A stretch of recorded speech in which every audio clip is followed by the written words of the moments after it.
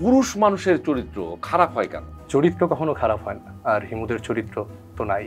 আমার বাবা স্বপ্ন দেখেছিল আমি মহাপুরুষ হব, সেই পথেই আগাচ্ছি। কতটা হতে পেরেছে আমি জানি না। ফুচকাওয়ালা জানেন না কিভাবে ফুচকা বানায়? তাদের পশ্চাৎদেশ চুলকিয়ে সেই চুলকানো হাত দিয়ে তারা ফুচকা বিক্রি করে। ভালোবাসার প্রতি মিনিমাম দায়বদ্ধতা নেই, একটা রেসপন্সিবিলিটি নাই, এইরকম একটা কেয়ারলেস মানুষের জন্য রূপা দিনের পর দিন বছরের পর বছর অপেক্ষা করে আছে কেন? নারী যে পুরুষের কাছ থেকে বেশি কষ্ট পায় সে পুরুষকে কখনো ছাড়ে না। হয়তো সেই দিক থেকে রূপা আমাকে ছাড়ে না।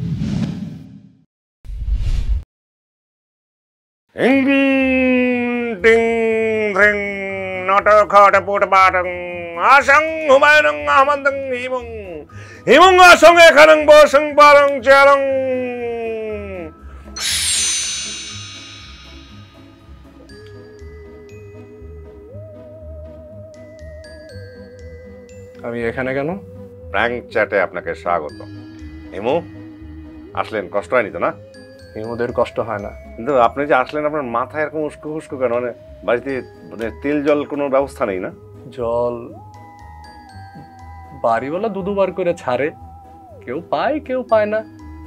আর কোন তেলের কথা বলছেন বলুন তো? ওই যে কিছুদিন আগে কোন চেয়ারম্যানের খাটের তলায় নাকি কোথায় তেল পেয়েছিল, নাকি এই প্রডিউসারকে যে তেল মেরে যে শোটা হাতিয়ে নিলেন এই তেল? না না, এরকম কিছু না। বাজারে যে তেলের দাম বেড়ে যাচ্ছে সমানে, সেই তেলের কথা বলছি। আপনি খুব বাজে বকেন। আচ্ছা শোনেন, এসব প্রসঙ্গ যাক। আপনাকে এই প্র্যাঙ্ক চ্যাটে ডেকে আনা হয়েছে কিছু প্রশ্ন জেনে নিতে। মানে হুমায়ুন আহমেদের হিমু সম্পর্কে আমাদের মানুষদের মধ্যে নানা রকম প্রশ্ন আছে যেগুলি হুমায়ুন আহমেদ সব লিখে যাননি। হুমায়ুন আহমেদই নেই, কে লিখবে হিমু? এখন আমার কাছে আপনার জানার প্রথম প্রশ্ন, এই কয়েকদিন আগে বইমেলা শেষ হলো, বাংলা একাডেমির বইমেলা। আপনার ওদিকটায় যাওয়া হয় কখনো? মানে কখনো ঘুরে দেখেছেন বাংলা একাডেমি বইমেলাটা?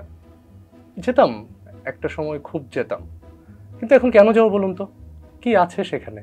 ওখানে গেলে লেখক ওই কফি মানুষ কফি ফুচকা নিয়ে থাকে, বই নিয়ে সেলফি। কেন যাব বলুন? কেন আপনি টিকটক দেখেননি? বই নিয়ে টিকটক? আমাদের যুগে টিকটক ছিল না, তবে মানুষ নাচতো রাস্তাঘাটে, তারপর আবার ওই যে লুকিয়ে লুকিয়ে যে দেখতে যেত মানুষ। আমিও গিয়েছি দু একবার। কি দেখতে যেত? ওই যে আজকাল টিকটকের কথা বললেন, যেটা দেখে মানুষ। আচ্ছা হিমু, এই একটা প্রশ্ন, যে আপনি যে খালি পায়ে, মানে মাঝে মাঝে মাঝে আপনি খালি পায়ে শহর জুড়ে ঘুরে বেড়ান, খালি পায়ে ঘুরে বেড়ানোটা অস্বাস্থ্যকর না? আপনার মতো মানুষের সাথে মেশার থেকে খালি পায়ে হাঁটা অনেক স্বাস্থ্যকর। মানে আপনার আমার সঙ্গে মেশামেশির কোনো দরকার নেই, আর আমি একদম পুরুষদের সাথে মেশামেশি একদম পছন্দ করি না, প্রথম কথা। নারীদের সাথে মেশান? তাহলে হিমুর মুখ থেকে নারীদের সাথে মেশে এই কথা কিন্তু আমি খুব মানে একদমই আশা করছি না। মানে কিরকম নারীদের সঙ্গে আপনার নিজের অভিজ্ঞতা কি? মানে আপনার যে নারী সম্পর্কে আমি একটু প্রশ্ন করতে চাই। অবশ্যই। সেই যে নারী রূপা, বাঙালি, বাংলাদেশের সমস্ত মানুষের, পাঠকের এই আপনাদের প্রেমের কেমিস্ট্রিটা দারুণ আকর্ষণীয় একটা ব্যাপার। আমি একটু জানতে চাই রূপা এখন কেমন আছে?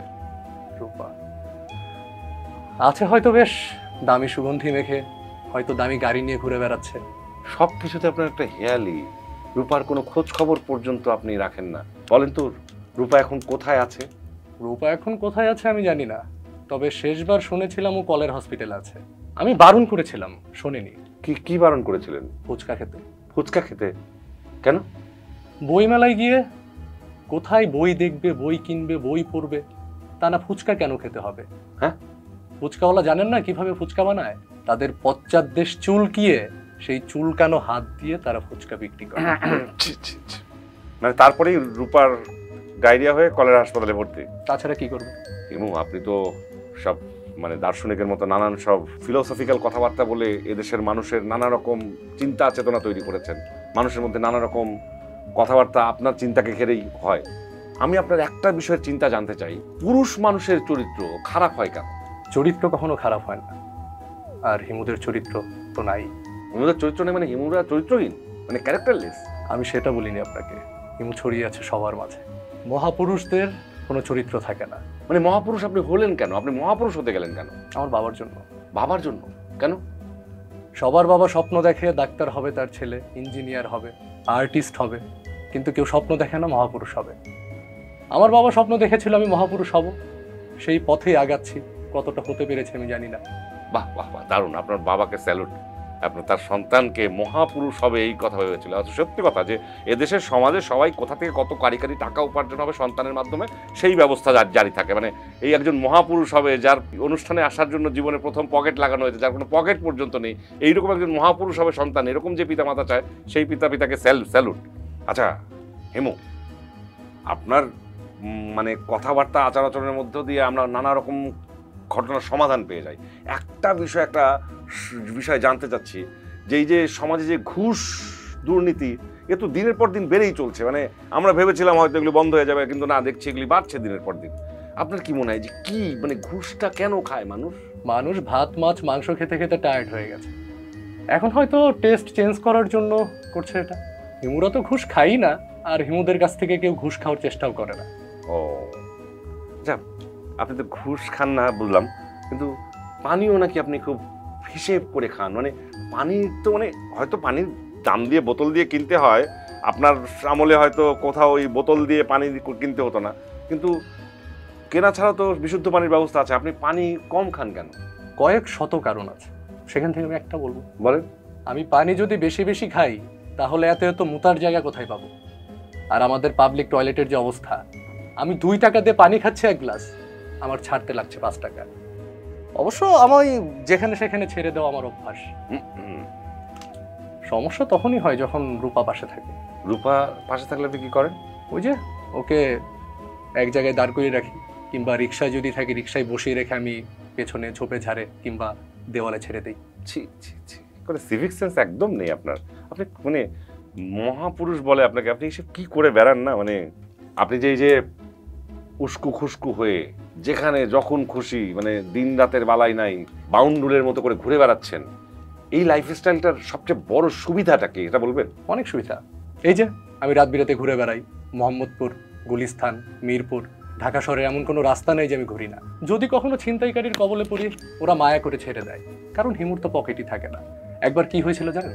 কামাল ভাই, বড় ছিনতাইকারী, আমাকে গরুর চুই ঝাল দিয়ে ভাত খাওয়িয়েছিল।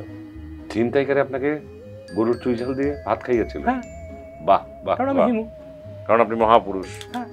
ওই সময় তার এগুলো হতো না, কিন্তু আপনি আজ দেখেন, এই তো 2 দিন আগে 2 ইরানি নাগরিককে রাস্তায় পেটালো মানুষ। এতে দেশের কি অবস্থা একবার ভেবে দেখুন তো। মানুষ ভাবে এগুলো, কিন্তু হিমুরা ভাবে। আচ্ছা, আপনি এখনকার কথা বলছেন, আপনি এখনকার খোঁজ খবর বেশ ভালোই রাখেন দেখছি।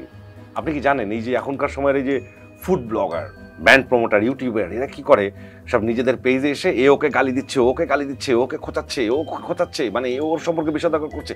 এই যে হিংসা, এই যে হানাহানি, এইসব কেন হচ্ছে আপনি কি জানেন, বলতে পারেন? অর্থের জন্য। ওই মহাপুরুষটা বলতো, এমনকি আমিও বলি, যে অর্থ সকল অনর্থের মূল। মানে এ থেকে পরিত্রাণ পাওয়ার উপায়?